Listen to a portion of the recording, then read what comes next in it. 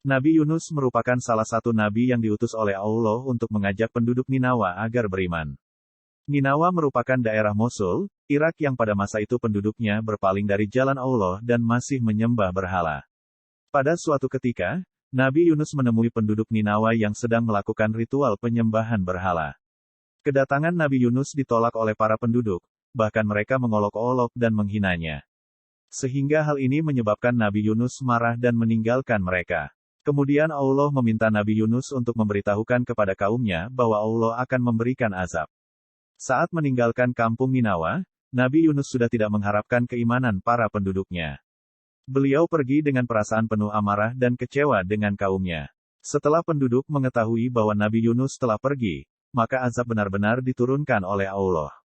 Para penduduk sadar bahwa azab ini datangnya dari Allah, maka sejak itu mereka memutuskan untuk bertobat kepada Allah. Ketika azab datang, Allah melihat adanya kejujuran tobat yang dilakukan oleh kaum wanita, laki-laki dan anak-anak yang berdoa menyebut nama Allah.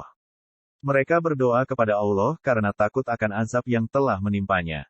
Sehingga Allah menghentikan azab tersebut, sebagaimana yang termaktub dalam salah satu surat Al-Quran berikut ini. Dan mengapa tidak ada penduduk suatu kota yang beriman, lalu imannya itu bermanfaat kepadanya selain kaum Yunus.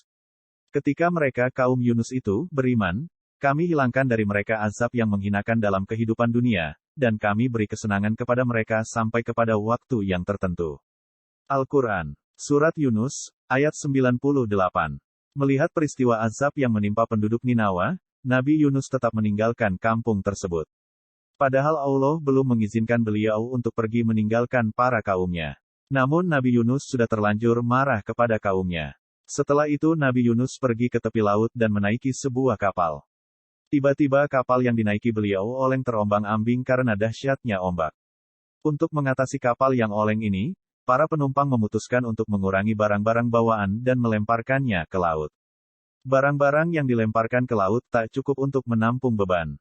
Sehingga para penumpang membuat kesepakatan agar jumlah orang yang menumpang juga dikurangi dan salah satu harus melemparkan diri ke laut. Kemudian para penumpang kapal memutuskan untuk membuat undian. Hal ini disepakati bahwa siapa saja yang keluar namanya, maka harus bersedia melemparkan diri ke laut. Setelah dilakukan undian, maka nama Nabi Yunus yang keluar. Para penumpang tak enak hati apabila harus melihat Nabi Yunus yang harus melemparkan diri ke laut. Akhirnya mereka mengundi lagi, akan tetapi nama Nabi Yunus keluar lagi hingga 3 kali berturut-turut. Dengan perasaan pasrah, Nabi Yunus akhirnya melemparkan tubuhnya ke laut. Setelah tubuh tenggelam di kedalaman laut, Allah telah mengirimkan ikan paus dan mengilhamkan kepada ikan tersebut agar menelan Nabi Yunus tanpa merobek dan melukainya. Akhirnya ikan paus tersebut benar-benar menelan Nabi Yunus tanpa merobek dagingnya dan mematahkan tulangnya. Saat berada di dalam perut ikan, Nabi Yunus hanya melihat kegelapan dan tak ada makanan yang dapat dikonsumsi. Nabi Yunus akhirnya menyadari bahwa hal ini merupakan buah dari tidak sabar dalam menghadapi kaumnya. Sehingga beliau berdoa dan memohon ampun kepada Allah. Hal ini sebagaimana yang tertuang dalam salah satu surah Al-Quran berikut ini. Dan ingatlah kisah Zunnun Yunus, ketika ia pergi dalam keadaan marah, lalu ia menyangka bahwa kami tidak akan mempersempitnya, menyulitkannya, maka ia menyeru dalam keadaan yang sangat gelap, bahwa tidak ada Tuhan yang berhak disembah selain Engkau. Maha suci Engkau, sesungguhnya aku termasuk orang-orang yang zalim, maka kami telah memperkenankan doanya dan menyelamatkannya daripada kedukaan. Dan demikianlah kami selamatkan orang-orang yang beriman. Al-Quran, Surat Al-Anbiya, ayat 87-88. Para ulama berselisih tentang berapa lama Nabi Yunus tinggal di dalam perut ikan. Menurut Qatadah, 3 hari. Menurut Abu Ja'far Ash-Shadiq, 7 hari, sedangkan menurut Abu Malik, 40 hari. Mujahid berkata dari Asy-Sya'bi, ia ditelan di waktu duha dan dimuntahkan di waktu sore. Allah telah memperkenankan doa Nabi Yunus dan mengeluarkannya dari perut ikan. Nabi Yunus dilemparkan di pinggir laut yang tandus dalam keadaan sakit. Kemudian Allah menumbuhkan sebatang pohon dari jenis labu untuk beliau konsumsi. Sebagaimana dalam salah satu surah Al-Quran, Allah berfirman, kemudian kami lemparkan dia ke daerah yang tandus, sedang ia dalam keadaan sakit.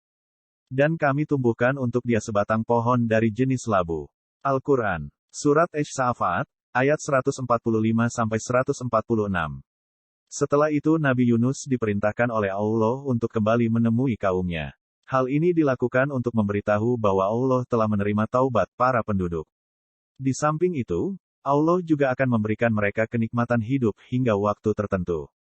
Sebagaimana dalam salah satu surah Al-Quran berikut ini. Dan kami utus dia kepada 100.000 orang atau lebih. Lalu mereka beriman, karena itu kami anugerahkan kenikmatan hidup kepada mereka hingga waktu yang tertentu. Al-Quran, Surat Ash-Sa'afat, ayat 147-148.